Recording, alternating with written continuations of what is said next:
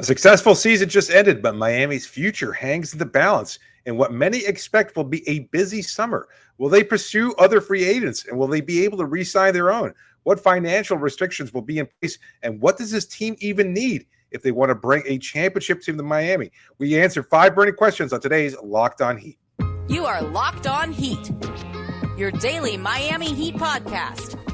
Part of the Locked On Podcast Network, your team every day.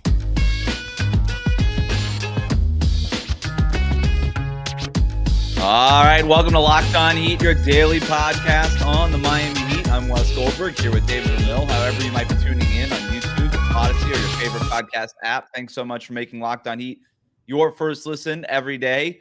Well, David, it's the first day of the Miami Heat's offseason, the draft less than 2 weeks away. Free agency begins at the end of the month, and we have a ton to get to, including a look at the futures of Gabe Vincent and Max Strus, what stars the Heat could target this summer. We're going to do this the best way we know how with 5 burning questions. So let's jump right in with one that could set the stage for what the rest of what we're going to try to get to here.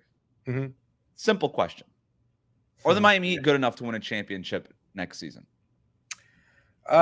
Yes, I think so. I think this proved that they can. I think they were missing some key components there, certainly. And it's hard to replicate. And of course, there's going to be factors beyond Miami's control that they can't potentially foresee. Other teams will be looking to make improvements too. Milwaukee, Boston, etc. Those will theoretically get better and will try to provide more durable obstacles in Miami's path to repeating as Eastern Conference champion and going beyond that. And, it's not like Denver is going anywhere either. Of course, Phoenix is going to be improved. So teams are going to make improvements. That's beyond that. Miami has to be able to continue to build off this team's success. And we kind of hinted at this yesterday. Would Tyler Herro have provided a better chance for Miami to knock off Denver? Yes. Would it have been enough? It's hard to say. Probably not.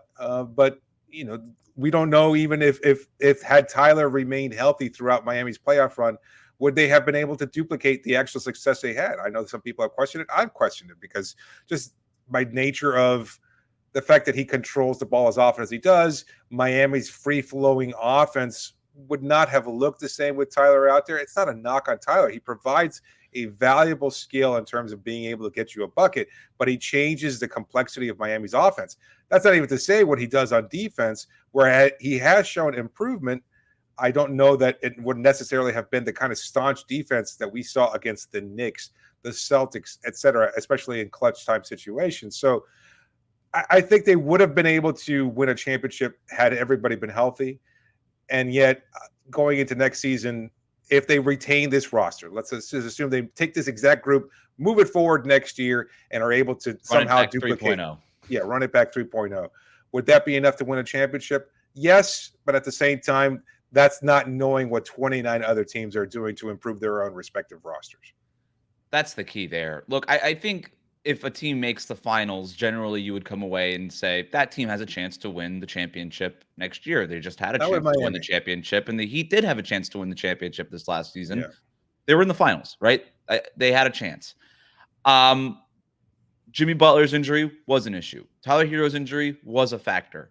But this team just always gets hurt at the end. This team tends to have a ceiling. 3 of the last 4 years on the doorstep of a championship, and every single time, injuries, wear and tear is what kind of did them in. And that I don't mean to take anything away from the Denver Nuggets, the Lakers, or even the Celtics last year in the conference finals, all deserving to do what it is and accomplish what it is that they accomplished. This team can't win a championship next year if it is run it back 3.0. If you just copy and paste this roster into next season, because other teams are going to get better. The Denver Nuggets are only going to get better. I think the Celtics are only going to get better. The Sixers just hired a new coach. I think that the East is going to be stronger next year. Milwaukee is not going to flame out in the first round like they did in this playoffs to the Miami Heat. You can expect better from the Milwaukee Bucks next season. This team is not good enough to win a championship. And I say that with a pretty substantial sample size of being close, but not close enough.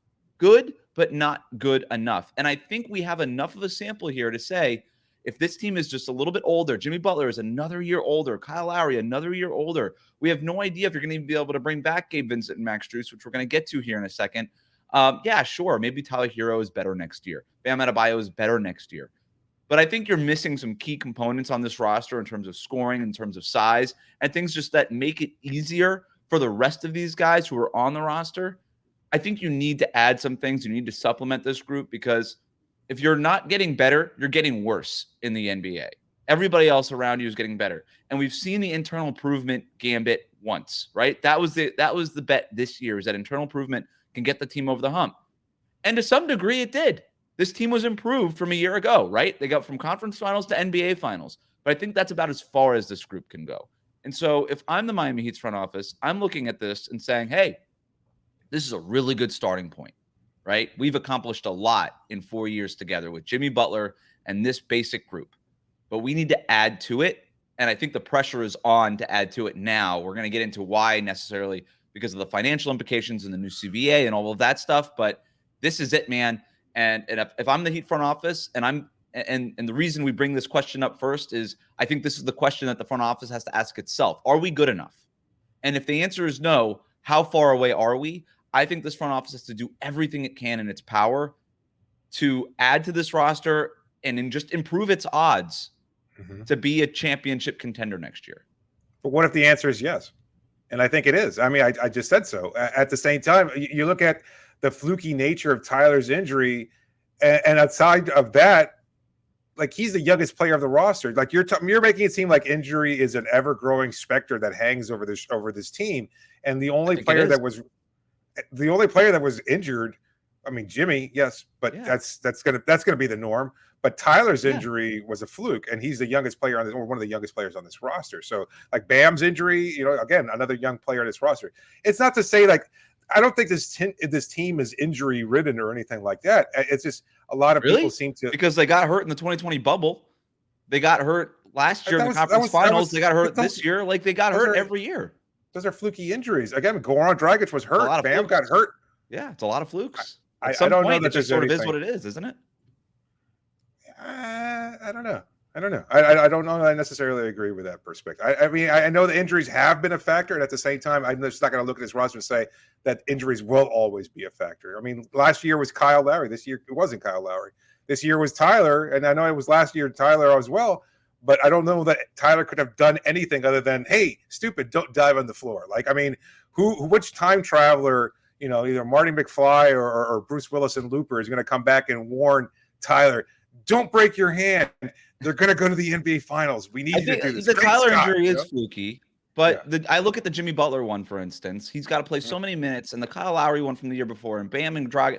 Yeah, they're fluky, but also every single one of these players is asked to do so much because the top-end talent just really isn't there, and really the depth sometimes isn't always there, depending on if your role players are stepping up or not, that these players are just asked to do so much. They're undersized. They have to be more physical. They have to play bigger than their body sometimes, and that just wears on a group after a while. So I agree with you that the Tyler Herro injury was a fluke, but this team in general, it's only getting older, and they're asked to do a lot, and I just think that when you're just kind of playing with fire a little bit with the way that the roster is assembled. So, look, let's say that the Heat front office comes away from this playoff run and says, you know what? I think we are good enough to win a championship. Should that still be in the way of them making bigger moves this offseason?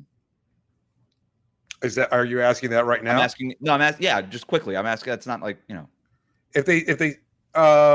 no, I think you always try to swing for the fences. That last year, I think they were both content, but also looking for something always.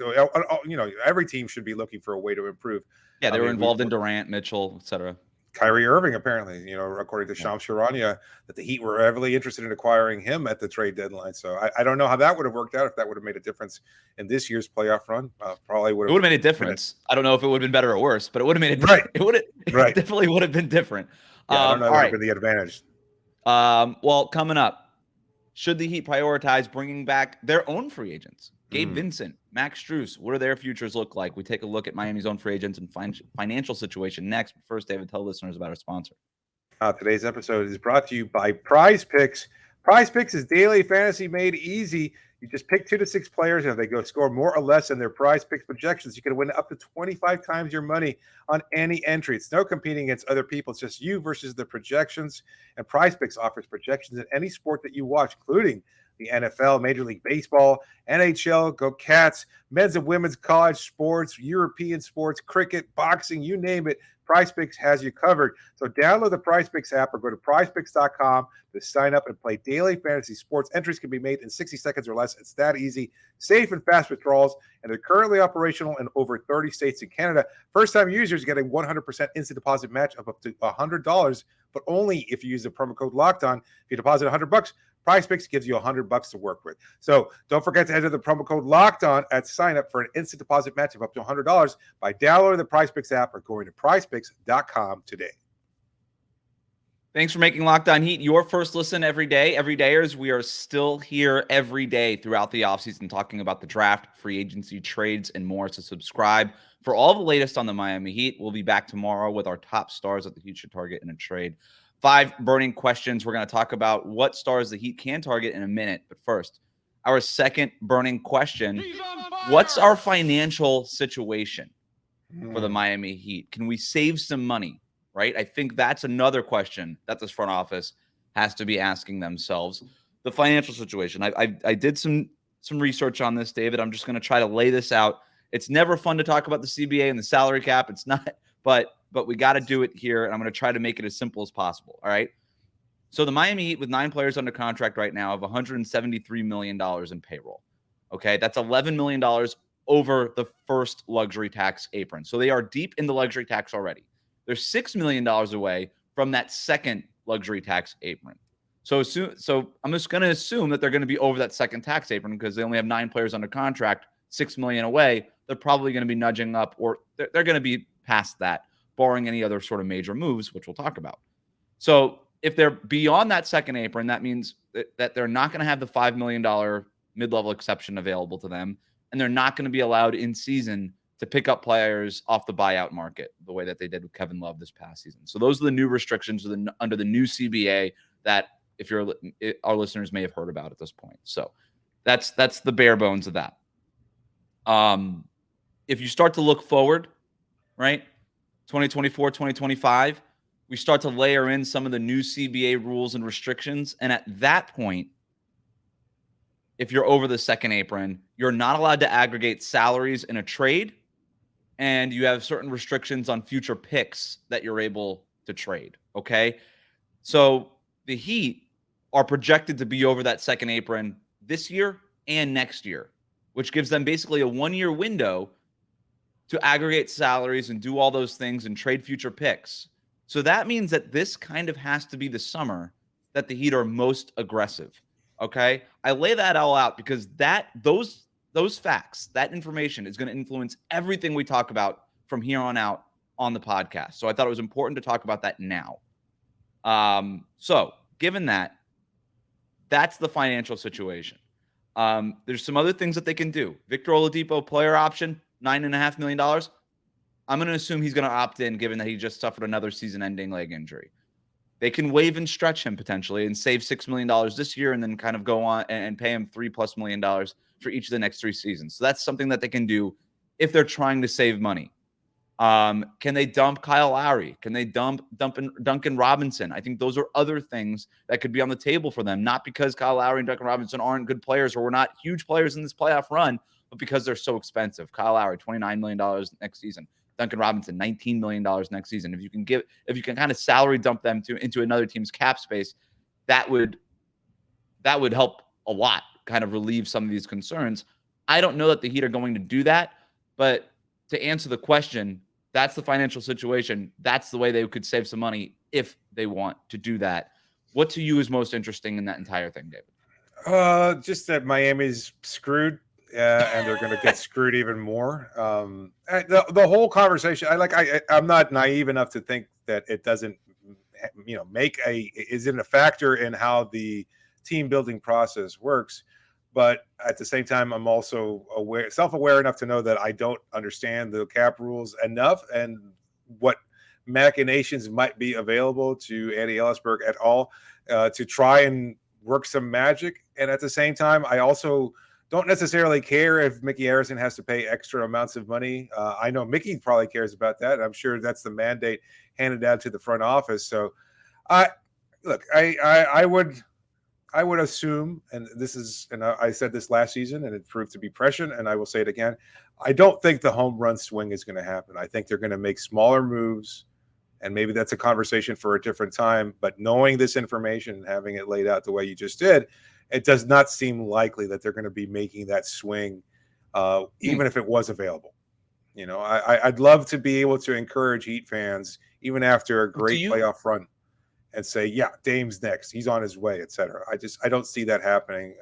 Do you say that because you think that big swing would add more payroll? Is that kind of why you're saying that? I think that's certainly part of it. I also think, again, that there are restrictions from Miami's perspective about what they can offer, in contrast to what other teams can offer too. So it's not, Miami doesn't have. Well, those things that they can offer are not restrictions this summer. That's next summer.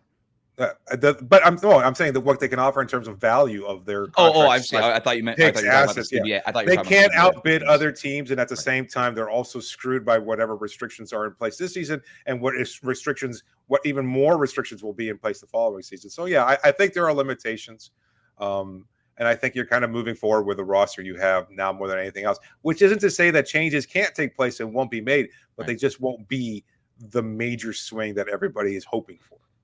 So I actually am going to go. I'm going to go the other way. I'm not going to. I know you will. Yeah. I'm not. I know you think that they're going to go for the home run swing. You think they're going to go for sit here and predict that it's going to happen. Nobody knows that. But I think because of all of what I just laid out, given that this is the only summer the Heat have to make that home run swing, right? For instance, you can't aggregate salaries next summer. So what does that mean exactly? All right, let's say you want to go out and trade for Damian Lillard. Well, right now you can put Tyler Herro and Duncan Robinson's contract together, for instance, and trade those two players together for Damian Lillard. You could do that this summer. You can't do that next summer if you're still over that second tax apron, which again, all these projections have the Heat over that second cap next summer because you've got Bam, Tyler, Jimmy, all with extensions kicking in. So that to me serves as what I disagree with you is if the home run swing is available to the Heat, I think they take it. I don't know that it's available. Like if the Trailblazers or the Wizards with Bradley Beal are like, hey, yeah, that package is good enough for us. Should we call the league office? I think the Heat would do it.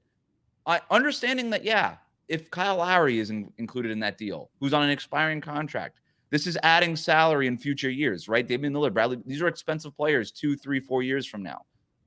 But given that this is the only window for the Heat to do it, and the alternative is we're a really expensive team that isn't good enough, so let's just blow it up, I think they would do the first thing. I think they would go for the superstar. So we'll see. We may or may not see what happens. Who knows? Like I said, nobody's predicting anything. But I do think that I think that the CBA and some of the new restrictions and the financial implications here, I think are going to motivate Miami to act sooner rather than later. Force their hand, so to speak. To go to make a superstar swing. And again, we'll see what happens if that superstar swing isn't available to them. But if it is, I expect them to swing at the ball. I expect them to try for it. Let's go to our second burning question here. He's on fire! Are we going to bring back our own free agents? It's another question the front office has to ask itself. So Gabe Vincent, Max Strus, unrestricted free agents. Miami has their bird rights so that you can pay them whatever it is that they want to pay. They can go over the cap, which they are already over the cap, so no restrictions in bringing back Gabe and Max if they want to do that. Kevin Love is an unrestricted free agent. Cody Zeller, unrestricted. Omer Yurtseven is a restricted free agent. And then Victor Oladipo has that player option that we talked about earlier. We expect him to opt back into that. So, look, I think Kevin Love, you could pay him $3.8 million with his non-bird rights. That's the max that Miami is allowed to pay Kevin Love. I don't think he's going to get that from any other team. I don't even know that Miami will offer that. We'll see. I think that that's something that could play out for a little bit and just sort of see how else the offseason shakes out before you make a decision on Kevin Love. Cody Zeller kind of ditto. I don't know. Like, do you want to bring him back as sort of on a veteran minimum as a backup center? That could be something, but that's the less interesting thing here. Gabe Vincent and Max Strus. That's the interesting thing here. What do you think? So if I had to go down the line, Love back at a veteran minimum just because they paid him a lot more money than they could have paid than anybody else would have paid him this season, and they did. So that's kind of like a promissory note. It's like, hey, we pay you this year, you'll take less next year. you'll be the UD, you'll be the voice in the locker room. He Oh. provided that energy, he provides that leadership. I think he's back next season. Zeller's gone. And it's not a knock on Cody. Great personality, great to talk to, and like having him in the locker room. At the same time, not effective enough. And I think you've already got Omer Yurtseven on. Again, I think the only reason why you brought in Zeller in the first place was Yurtseven was hurt, and incorporating him back into the lineup wasn't going to be realistic at that point in time. So you needed somebody with a little bit more veteran experience for that. Yeah, I agree with you. I think they're going to bring back one or the other. I don't think it'll be both. Right. So that knocks out 3 of those. Other than that, Victor Oladipo, obviously he's going to take the money when he can. He's hurt, so that seems to make a lot of sense. The interesting two here, it's goodbye Gabe and sayonara Strus. They're gone. I think the playoff push, despite Strus's issues in the finals, I think he still showed enough value over the course of the last 2 seasons as a starter for a team that made it to the Eastern Conference Finals and made it to the NBA Finals. He does shoot the ball well. He does do some other things well. He can contribute. He does have that championship experience. Somebody's going to offer him more money. And given what Miami's restrictions are and what we just talked about, if they're going to be trying to pool whatever money they can to acquire a superstar, they're going to have to fill out the rest of the roster with cheaper alternatives than Max Strus and Gabe Vincent. Both of those players, unfortunately, are gone. So, like I said, they have their bird rights, so they can match any outside offers. If the Sacramento Kings come in, I'm naming a random team. No, I get it. And offer Gabe Vincent $12 million. He can offer Gabe Vincent $12 million. Wasn't he with their summer league team? I'm sorry. Maybe that's why he was, and he played for Mike Brown with Team Nigeria as well. But maybe that. I really wasn't thinking about that, but yeah. No, you reported Gabe Vincent to the Kings. I mean, they have De'Aaron Fox. They're not going to spend $12 million on a backup point guard, but I don't think. I'm going to stop talking about the Sacramento Kings like I have any sort of information on what the Sacramento Kings insider, Wes. I mean, you used to go to the Golden One Center all the time. What are you talking about? All I know is that they have the best oatmeal raisin cookies at Golden One Center. That is as much Sacramento information as I have. Gabe Vincent and Max Strus. So this is from ESPN's Bobby Marks. He basically threw out a round number of $10 million for each of them if Miami were to bring them back. Yeah. When you consider the luxury tax part of that, the multiplier, right? That would cost Miami $70 million in luxury tax to bring back Gabe and Max at $10 million apiece. I would agree that seems outrageous and probably no way of that happening, especially if you still have Duncan Robinson and Kyle Lowry. That to me it's all related, right? Like if you already have Lowry you're paying him $30 million, are you really going to pay the point guard room $40 million minimum plus like all the extra multipliers on the luxury tax, right? I don't think you would. Not for a player that is not elite, and as much as we love Kyle and Gabe, none of them are elite point guards. And for Max Strus, I think if you have Duncan Robinson, do you want to kind of double down on those shooters who kind of are interchangeable, but also a little redundant in terms of roles? Yeah. I don't think you want to do that. I don't think you want to pay Max, let's call it $10 million and Duncan $19 million. So that's $29-30 million between the two of them. I don't think you want to do that. So I think it's all related. Are you able to trade Kyle and Duncan for something else? Does that mean then you now have a need for Gabe and Max Strus? I'm not going to try to predict whether or not they're going to bring one of those guys back. I think that Gabe and Max would like to come back to Miami, right? And so I think that this is their best chance of doing so. Absolutely. So I think they could be patient. And try to play out the market. But at the same time, if there's somebody out there being like, hey, we're going to give you $13 million, I wouldn't blame them for not being patient and saying, you know what? Well, thanks. Given the CBA changes, given the CBA restrictions, though, aren't there less likely to be any kind of suitors in a year from now? Like this is their best opportunity to take what money is available and being offered to them and run. Yeah. So I mean, and they're also free agents now, and they're just and they just helped. And they were starters on an NBA Finals team. So this is the they could take a 1+1 theoretically. If the next year was going to be like a huge cap boom or something like that, they could take a 1+1. They're not going to do that. They're going to maximize your earning potential right now, and they absolutely should. What do you think? What do you think they'll command in the free agent market? 4 for 32? I think like 10 to 12 a year. I think 12 a year. Yeah, I just think that beyond Miami's ability to match. No, they have the ability to match. No. on their will to match, maybe, but they have the ability to match. Well, yeah. I mean, yeah. Again, Because you could say if you're they can match Harrison everything and pay a ton of money, sure. Yeah, no, and that's the thing is like you could say, well, we're already going to be over the second tax apron anyway, so what's the difference? The difference is a lot of money. But in terms of like restrictions on the roster, might as well do it now, right? Because we're not going to be able to do it a year from now. So that would, like, if you were ever motivated, Mickey Harrison, to spend money, this is kind of the only year you could do it, right? So I guess theoretically you could sign him and then trade him the following offseason, knowing that. And then you're maintaining those cap slots and all those, and that kind of from a roster building perspective comes into play. So you can kind of look at it both ways here. Sure. But again, it depends on what else happens, because I don't think that there's an appetite to bring them back on this roster. If you're going to run it back, I don't think there's an appetite to do that. I think you're bringing back Gabe and Max if there's big changes on this roster. And that's what we're going to talk about next. Coming up, what does the Heat's biggest team need? Which stars could the Heat target this summer? This is Locked On Heat. Thanks for making Locked On Heat your first listen every day. Everydayers, we are still here every day throughout the offseason talking about the draft, free agency, trades, and more. So subscribe for all the latest on the Miami Heat. We will be back tomorrow, but we are here today answering 5 burning questions. Our next one here, what are the non-star team needs for the Miami Heat? So beyond the stars, we're going to talk about that here in a second, but just in general, what are the team needs for this group after what you saw this season in this finals run? You can always use an extra wing defender, and I think despite the fact that Caleb exceeded whatever expectations fans had of him, I think you would always want somebody else just to supplement that core, again, to take some of the pressure off of Jimmy Butler, particularly during the regular season. Maybe that person's Jamal Cain. They might already have him on the roster. Victor Oladipo is not going to play for most of next season, so I don't think that's likely to happen anyway. And you've got Highsmith, Max, favorite. Again, likely gone. I mean, yeah, you've got options, but you also want to supplement. You can't just go into camp with 3-4 wing players. Can I make one note on Highsmith that we brought him up? I forgot to his contract is non-guaranteed. You just want to trash him again? No, I'm just saying his contract is non-guaranteed, so there's a decision that the Heat have to make at the end of this month on Haywood Highsmith. My sense is that they're going to bring him back because he's not making a lot of money, but it is just something that is on the to-do list for the Heat's front office. I'm with you. Look, every team is looking for wing defenders. I would add a wing defender that can make open shots. I think that if you're the Heat, you're building around Jimmy and Bam. Whoever you bring in has to be able to space the floor for them. Like, there's no room for non-shooters anymore. Like, once you build around Jimmy Butler and Bam Adebayo, you are out of the non-shooter business. Like, nobody who can't make a three is on your list of free agents. They're not on the board.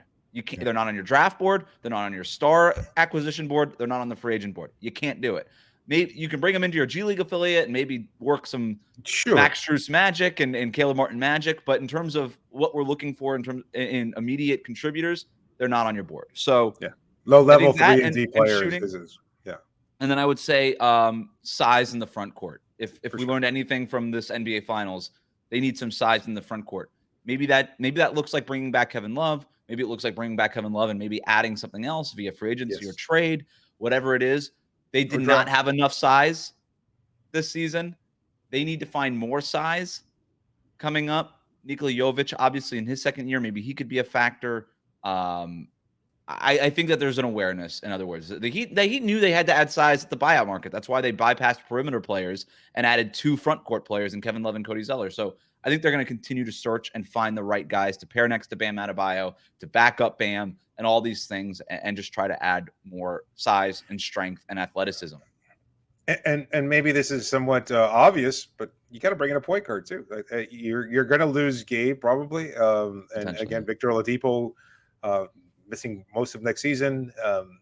Given Tyler is going to be taking on that responsibility, who knows what's going on with Jimmy and whatever health conditions he might have next season as well. So if you want to rest him during parts of the regular season to prepare him and preserve him for next season's postseason, then you're going to need somebody else to take on some of those scoring, ball handling duties, and I think that's another area of need. So basically, you're looking at overall just general improvements across the board.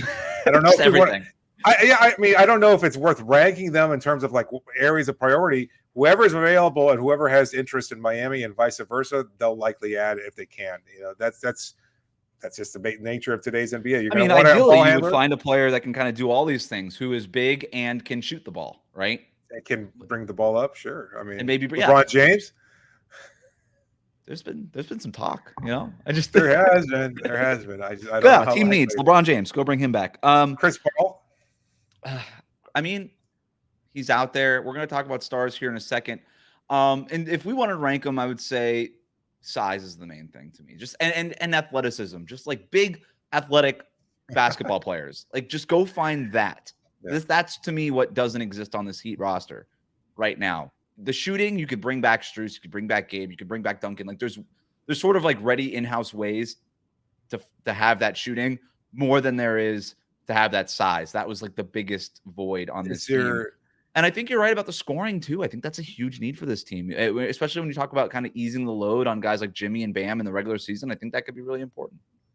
Maybe this is still too fresh of a wound here, but is there somebody perhaps like an Aaron Gordon that's a salvageable, talented, athletic? You know my answer to this. No. Who do you have in mind, Wes? Is it Rui Hachimura? Oh, okay. I love Rui Hachimura, but I thought it was Rui. Bringing him back. No, okay. I was pining for Rui Hachimura before the deadline, and I turned out to be right on that. I'm a pretty good talent evaluator. If you do say so yourself. I am. Hey, there's things I'm not good at in terms of talent evaluation. I think I have a pretty good feel for it. I'm not saying I'm batting 1,000 here. I would take a flyer on John Collins if he's available. I really would. I think that kind of caps off. Well, okay. I get theoretically. Let's have a free flowing conversation. If you can add John Collins somehow and add Dame Lillard to the mix, is that enough for this team to be a championship contender? Yeah. He's on fire! What stars do we think the Heat could target? So that's our fifth question. Oh, if you add Damian Lillard, yes. Like, and then whatever, say anything else after that. If you add Damian Lillard to this group with Jimmy Butler and Bam Adebayo, I believe that is a trio capable of making it back to the NBA Finals. No doubt about it. There's other players I think that could be my problem with Damian Lillard and John Collins is I have some defensive questions, but like we saw when the Warriors got Andrew Wiggins, they just bet on his talent. And when the Denver Nuggets got Aaron Gordon, they bet on his talent, athleticism, and all these things. They were not good defenders where they were before and became good defenders when they were with good cultures and championship caliber teams and championship caliber teammates. I think the same could be done for John Collins. I would not give up on John Collins. Now, a lot of people have disagreed with me on this, and I don't want to do a whole John Collins thing, but that is, if you're talking about buying low on a player after you kind of spend what it is that you have to, John Collins is not the answer, but if you spend whatever you need to spend to go get a Beal or a Lillard or like a superstar like a Lillard, that's going to cost a lot, presumably, then you might have to buy low on filling out the rest in order to fill out the rest of the roster with talent, with high level talent to upgrade the talent level of this group. And I would buy low on John Collins if I were the Heat or any other team that felt like they could kind of incorporate him into more of a winning culture, because we know Atlanta has been a mess the last few years. Yes. I would buy low on John Collins. I would bet on that athleticism. He can shoot the ball like crazy. He's super athletic. He would be an incredible lob threat on that short roll for Bam or for Jimmy, which would completely open up Miami's offense. They don't have anything close to that right now. Yeah. It would have been useful against the Denver Nuggets. So yeah, I would go with John Collins. I think he's a little expensive, but I that's not the type of move that I see Miami maybe making. I don't know. Even earlier today I was thinking to myself, somehow with Toronto's likely rebuilding going on there, I still think that maybe Siakam or Anunoby dream. I think those are the more likely scenarios, and I could even see them again trading. If you're going to lose Van Vliet, you're going to need a point guard. Make Kyle happy, make Toronto happy. I'm sure Darko Rajakovic. I'm probably butchering that pronunciation there, but I think he is the new head coach of the Toronto Raptors. I'm sure he would love an experienced point guard to help implement whatever vision he has, to help guide whatever young players they have on that roster already. And it would be a great reunion for Kyle and for Raptors fans. So it would be Lowry. I looked at this in the trade machine. Lowry, another small contract, basically gets you to the Siakam contract.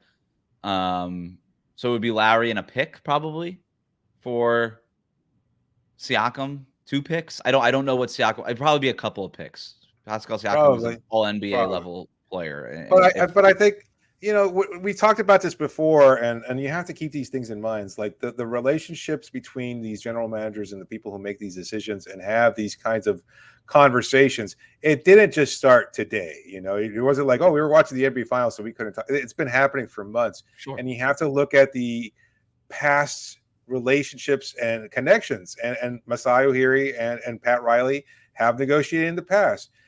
I think, Sean Marks in Brooklyn, another person that they've had conversations with. These existing trade partners that Miami has worked with in the past, more than likely to be the trade partners for the team in the future. It's just the nature of these kind of negotiations and relationships. You make a phone call, you say, oh, how are the kids, et cetera, how are the grandkids in Pat's case, we want to do this. And it's like, oh, okay, well, that's not going to happen. And it's back and forth for another month or so. And next thing you know, they finally pulled the trigger on it.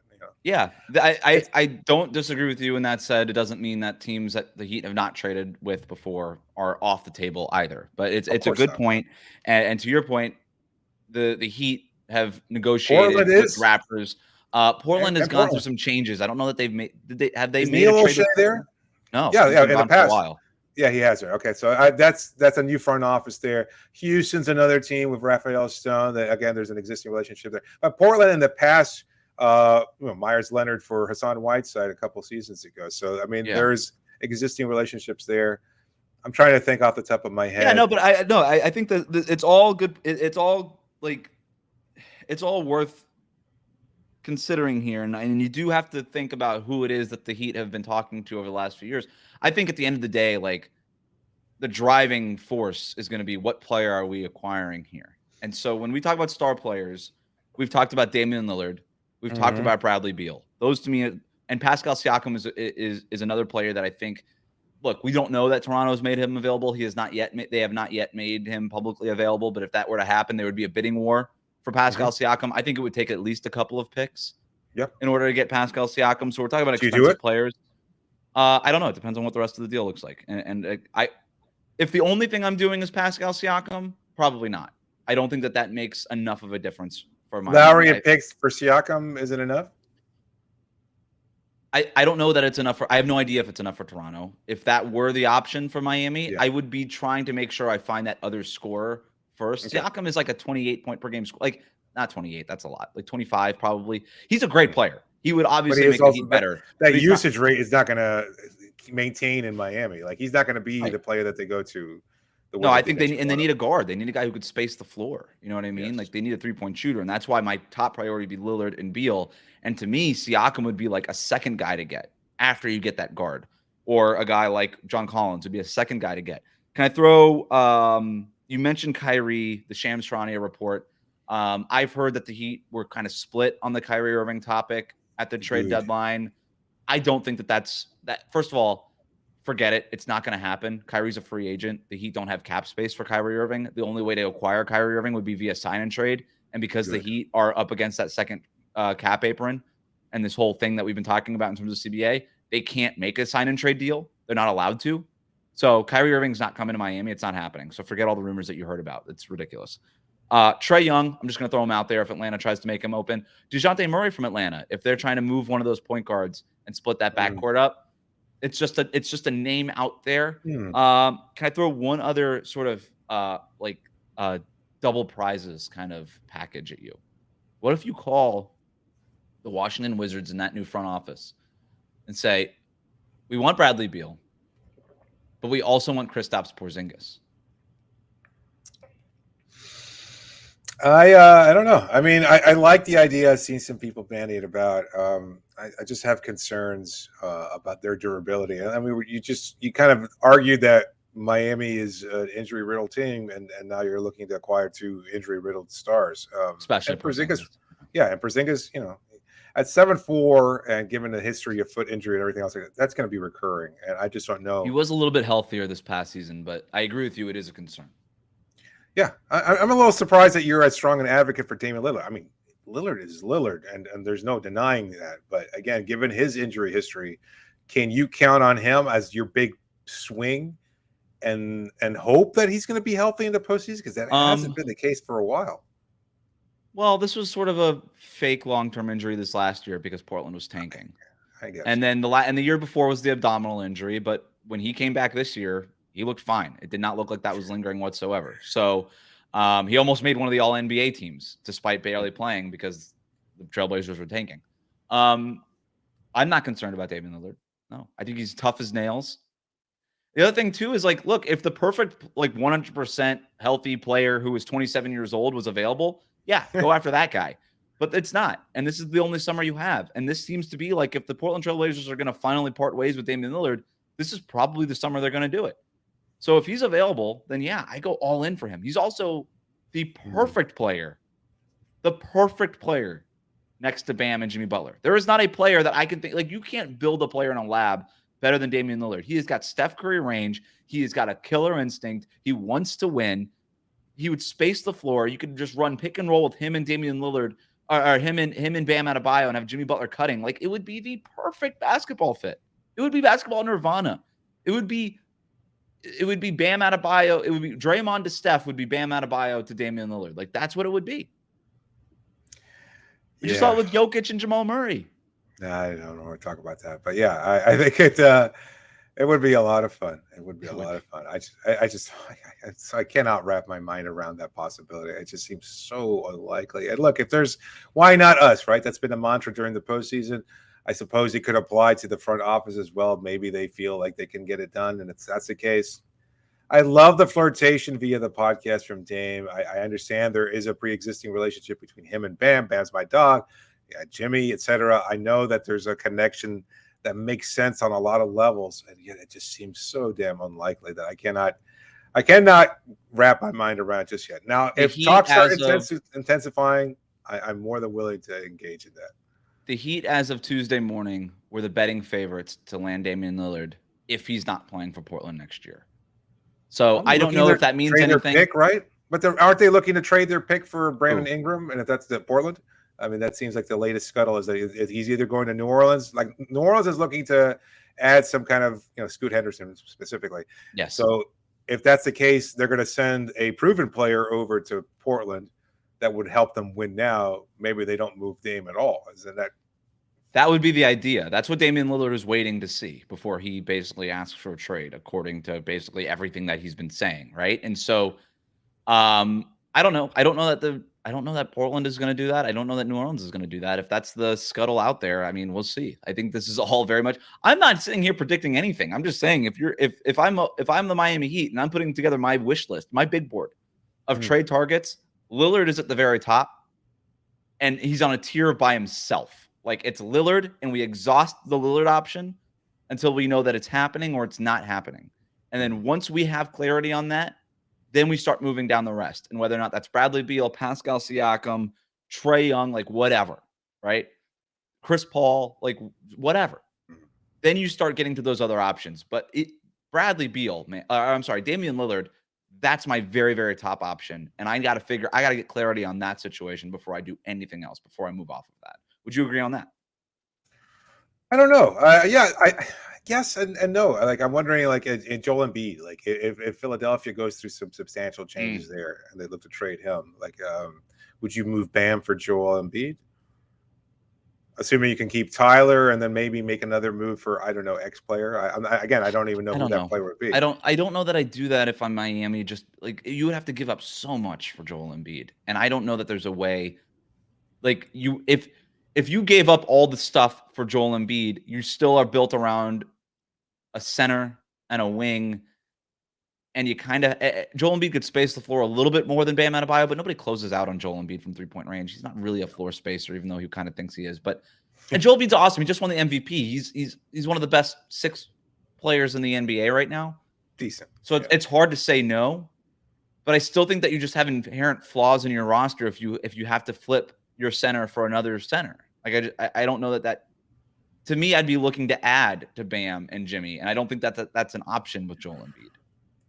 I know this is ridiculously unlikely, but if there's a name that I'm going to put over Damian Lillard, it's Luka Doncic, and I think a lot of that hinges on what happens with Kyrie Irving and his ability to stay with that team. And if that was the big move last season, it kind of backfired, it blew up in their faces collectively. And if he's just you know what, I'm frustrated, this isn't going to work. You can't make this roster any better this summer. I want out. I request a trade. I mean, I know there's no way that Mark Cuban is ever going to be entertaining. When you talk about pre-existing relationships, Yeah. I mean, although they've made trades in the past, it has Not happened. for stars.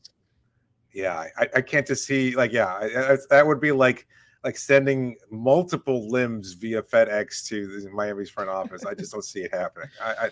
But Luka that is the Doncic, name. though, That is the name. He is it's a guard. great name. It's a great name. He is the guard. He is the guy who could shoot you into the team. I mean, like that's it. That would be it. A trio of Luka, Jimmy, and Pam might be the only trio better than Dame Lillard. Way to end it on a bang. Thanks for making Locked On Heat your first listen every day. Every day, as we are still here every day throughout the offseason talking about the draft, free agency, trades, and more. So subscribe for all the latest on the Miami Heat. Those were 5 burning questions. What we just did there was set the table for the rest of the offseason. We covered the CBA, the salary cap ramifications, the free agents that the Miami Heat have to make decisions on, the stars that could be at the top of their big board, and all these things. This is what is basically at stake for the Miami Heat. And we're going to be covering it all for you over the next couple of months. So hit that subscribe button on YouTube. Follow us on your favorite podcast app. And David, thanks for joining me. You got it, Wes.